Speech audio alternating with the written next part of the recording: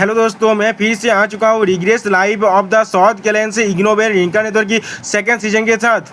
इस सीजन की शुरुआत में हम लोग देख पाते हैं एक सौर को जिसे एक भाले के साथ लौटका को रखा गया है। सिर्फ ऐसे एक नहीं हुआ, पर ऐसे ही 100 से भी ज्यादा सौर है और यहाँ पे पूरे पूरे विला पर बहुत ज्यादा खून गिरा हुआ है।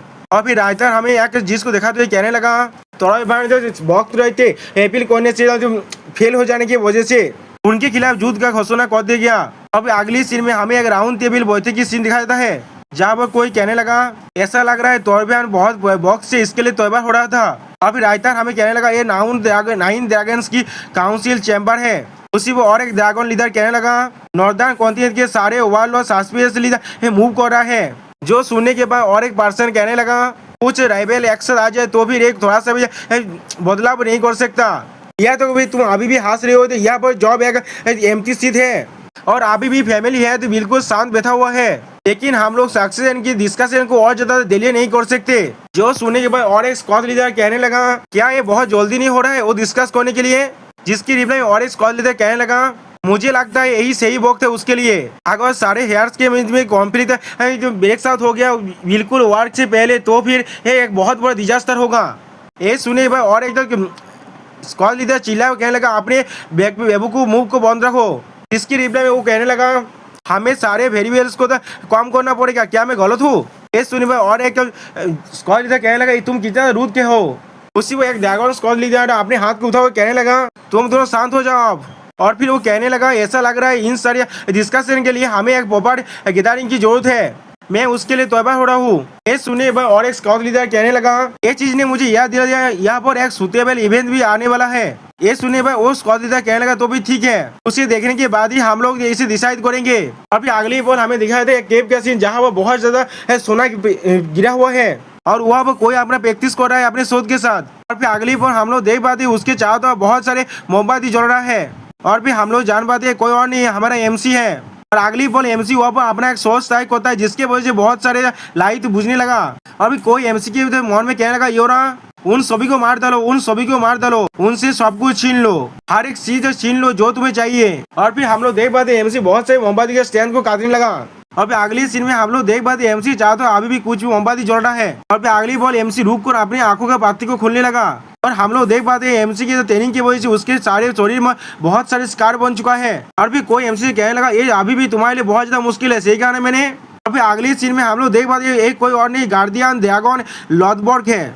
और फिर लॉथबर्ग फिर से कहने लगा मैं ड्रैगन एम्पायर की जो थोड़ा सा नफरत अभी भी जिंदा है। वो सुने भाई एमसी कुछ देर के लिए कुछ भी नहीं कह पाता। अगली बॉल एमसी तो खाबा तो क्या लगा हाँ तुमने सही कहा, या तो भी बहुत वक्त बीत चुका है जब से फादर ने मुझे इस हाफ शोध को दिया है, लेकिन इसका नफरत अभी भी मेरे साथ इंटरफेयर करने की कोशिश कर रहा है। मैं इसे अभी भी सह सकता हूँ, लेकिन ये बिलोंग करता था मैं ड्रैगन एम्पायर को ये चीज मुझे बहुत ज्यादा परेशान कर रहा है और इसके वजह से मैंने जब मैन ड्रैगन एम्पायर्स के रिलेम के बारे में जान पाया। इसके रिप्लाई में लॉथबर्ग कहने लगा मेड ड्रैगन एम्पायर वो एक ऐसा नाम है जिसे मैं कभी भी नहीं भूल सकता। फिर अगली बार वो वहाँ से एक मोमबत्ती को उठाकर नीचे फेंकने लगा। फिर उस मोमबत्ती को जाने के बाद एमसी को करीब जाते हुए कहने लगा वही वो था जिसने मेरे हाथ को चुराया था। ये सुनने के बाद एमसी लॉथबर्ग से कहने लगा हाँ तुमने ये बात पहले ही मुझे बताया है, इसीलिए मैं और भी ज्यादा परेशान हो रहा हूँ इसके साथ।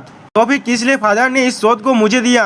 जिसके जवाब में लॉथबर्ग कहने लगा बेनियो कितना भी ज्यादा इंप्रेसिव मन हो, अगर तुम बहुत ज्यादा आगे बढ़ जाओगे पहले से ही तो अभी तुम ऐसे किसी चीज से मिल सकते हो जो तुम्हारे एबिलिटी से बाहर है, जैसा पहले भी एक बार हो चुका है। क्या तुम्हारे खाता हुआ हाथ पूरी तरह से हील हो चुका है? जो सुनने के बाद एमसी कहने लगा हाँ वो बिल्कुल ठीक हो चुका है, हाँ उस बीस्ट की वजह से हुआ है जिसने मुझे उसी वक्त हील कर दिया था। और फिर अगली बार हम लोग देख पाते लॉथबर्ग एमसी के हाथ को देखने लगा, जिसे देखने के बाद एमसी अपने मन में कहना क्या तुम मेरे लिए परेशान हो रही हो, लेकिन लॉथबर्ग उसके हाथ को देखते हुए कुछ भी नहीं कहता। और फिर अगली बार लॉथबर्ग थोड़ा गुस्से में कहने लगा ऐसा लग रहा है तुम पूरी तरह से हील हो चुके हो, तो अभी तुम किस लिए मेरी तरफ इस तरह से देख रहे हो? इतना आज के लिए काफी, आप तुम यहाँ से जा सकते हो। ऐसा लग रहा है कोई और तुम्हें ढूंढ रहा है और मेरे नेस्ट के अंदर इस तरह से तोड़फोड़ करना बंद करो जब भी तुम यहाँ पर आते हो। इसका मतलब भी क्या है? एक बहुत ज्यादा तोड़फोड़ करता है यहाँ पर और फिर उसे मुझे क्लीन करना पड़ता है। जो सुनने के बाद एमसी कहने लगा मेरे पास कोई भी एक्सक्यूज नहीं है। और फिर अगली बार हमें कैमेलिया पैलेस की सीन दिखाया जाता है, जहाँ पर कोई एक लेतार को पढ़ते हुए कहने लगा तो फिर वो जो मुझे ढूंढ रहा था वो तुम थे। और फिर अगली बार हम लोग देख पाते एक कैदी थे एमसी से कहने लगा यंग लॉर्ड थ्यू आप क्या कह रहे हैं? जिसकी रिप्लाई में एमसी कहने लगा मैं कुछ खुद से बात कर रहा था, तुमसे कुछ भी नहीं कहा। और फिर एमसी उस लेटर को पढ़ते हुए कहने लगा एक इन्विटेशन है। इसके जवाब में वो कैदियत कहने लगा हाँ, जैसा आप देख सकते हैं एक बैंक्वेट का इन्विटेशन है डैफोडिल पैलेस से।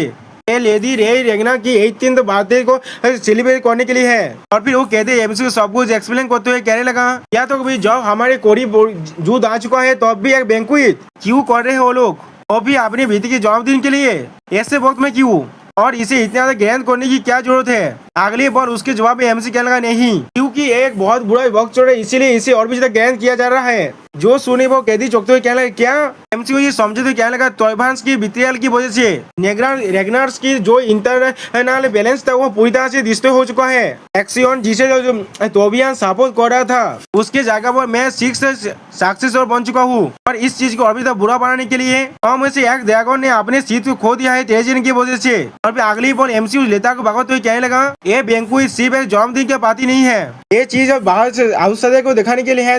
रेगनर अभी भी एक दूसरे के साथ खड़ा हुआ है और सारे सक्सेसर और 9 ड्रैगन्स को एक साथ लाने के लिए। ये सुनने के बाद उस कैदी बहुत एक्साइट होकर कहने लगा तो फिर इस प्रपोजल के अंदर इतना ज्यादा डीपर मीनिंग था जैसा यंग लॉर्ड थियो से आशा किया जा सकता था। आप सोच में बहुत ज्यादा ब्रिलियंट है, तो फिर आप भी वहाँ पर जाने वाले हैं, जिसके जवाब में एमसी कहने लगा हाँ जरूर। और फिर अगली बार एमसी थोड़ा सा खुश होकर कहने लगा अगर वो लोग मुझे देखने के लिए इतना ज्यादा ईगर है तो फिर मुझे वहाँ पर जाना ही पड़ेगा। फिर अगले बार हमें दाब फोदिल के पैलेस की सीन दिखाया जाता है जहाँ पर एक बैंक्वेट पार्टी चल रहा था। उसी पर कोई कहने लगा तो फिर आखिरकार वो आई गया यहाँ पर, वही नया हेयर है। और फिर अगले सीन में हम लोग देख पाते हैं एमसी अपने फुल क्लोथ में यहाँ पर आ चुका है। सच में दोस्तों यहाँ पर एमसी को देखने में बहुत ज्यादा कूल लग रहा था। और फिर एमसी को देखते हुए कोई कहने लगा ये यंग लॉर्ड थियो रेगनर है। और फिर इन सभी को देखने के बाद एमसी अपने मन में कहने लगा जैसा मैंने सोचा था हर कोई मेरी तरह भी देख रहा है। अगर सोच कहूँ ना ये बर्थडे सेलिब्रेशन सिर्फ एक प्री टेक्स्ट था, वो सारे यहाँ पर आए हैं नए हेयर को देखने के लिए। अगर मैं यहाँ पर एक स्ट्रॉन्ग इंप्रेशन छोड़ना चाहता हूँ सिर्फ एमसी के पीछे से कोई आते हुए कहने लगा मैं देख पा रहा हूँ तुम थोड़ा सा भी शांत होकर नहीं बैठ सकते, तुमने इतना ज्यादा केस कर दिया यहाँ पर। ये सुनने पर एमसी कुछ भी नहीं कह पाता। अगली बार वो पास से एमसी को गेट को कहने लगा मैं तुम्हारा इंतजार कर रहा था यहाँ पर मेरे लॉर्ड। जिसे जो सुने भाई एमसी थोड़ा सा खुश होकर कहने लगा नाबान मैं तुम्हें थोड़ा सा भी पहचान नहीं पा रहा था, क्या तो कभी आपने शादी के वक्त भी तुम आपने सेविंग नहीं किया था। इसके जवाब में नाभान कहने लगा वो दिन सिर्फ एक हेक्टिक था। इस सुने वो और एक इंसान क्या नाभान, वो इंसान जिसने बाचूस फैमिली के पार्ट को अकेले ही सर्वाइव किया था। अभी एमसी उससे कहने लगा तुम अब फैमिली के हेड बन चुके हो, मैंने सही कहा ना। उसी पर और एक पर्सन कहने लगा क्या तो अगर वो लोग कोलैप्स क्यों ना हो जाए, वो लोग फिर भी एक 6 पिलर में से एक है, और जो बाचूस फैमिली का हेड ने 6 लॉर्ड सक्सेसर को अपना लॉर्ड कह दिया है। उसी पर नाभान कहने लगा हर कोई हमारे बारे में ही बात कर रहा है आपके टाइमली अपीयरेंस की वजह से। इसके जवाब में एमसी कहने लगा हम लोगों ने यहाँ का मूड को पूरी तरह से तैयार कर दिया है, अब वक्त आ चुका है सबसे इम्पोर्टेंट चीज के बारे में बात करने का। उसी पर हम लोग देख पाते कोई एमसी के पीछे से आते हुए कहने लगा तो फिर तुम ही थियो रेगनर हो।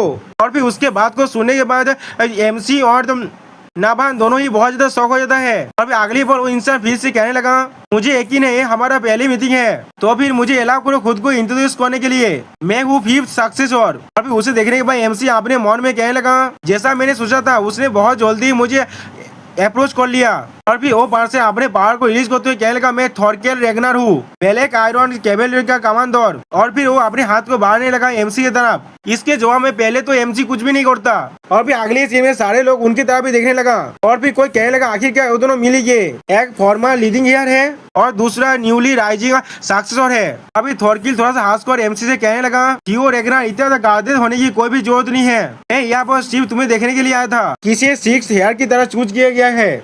और फिर थॉरकेन बहुत ज्यादा हंसते हुए एमसी से कहने लगा मैं बहुत ज्यादा खुश हूँ, चाइल्डिश एक्शन नहीं है। फिर थॉरकेन को देखते हुए एमसी अपने मन में कहने लगा जैसा हर कोई कहता है तुम्हारे इम्प्रेशन बहुत ज्यादा अच्छा है, लेकिन रेगनर के अंदर जहाँ पर सिर्फ स्ट्रॉन्ग को रेस्पेक्ट दिया जाता है वो लोग सच में एक राइवल को बहुत ज्यादा खुशी के साथ इनवाइट कर सकता है। और फिर अगले बॉल हम लोग देख पाते हैं एमसी ने थॉरकिन से हाथ मिलाने लगा। और फिर एमसी थोड़ा सा हंसते हुए थॉरकिन से कहने लगा तुम्हारे साथ मिलना मेरे लिए एक हुनर की बात है। थॉरकेल तो रेगनर ब्लैक आयरन कैवेलरी के कमांडर, मैं थियो रेगनर हूँ व्हाइट ड्रैगन स्क्वाड से।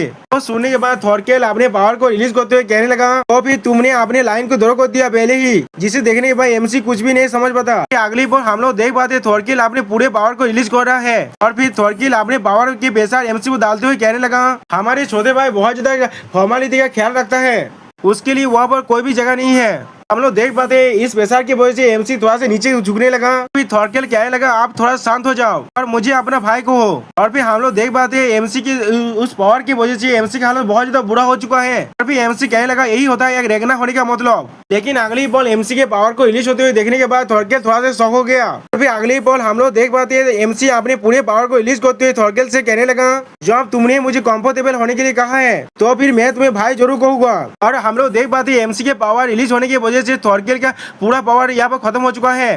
दोस्तों यहाँ पर इस वीडियो का दी एंड होता है। प्लीज सब्सक्राइब माय चैनल और like and share this video. Okay bye bye sayonara.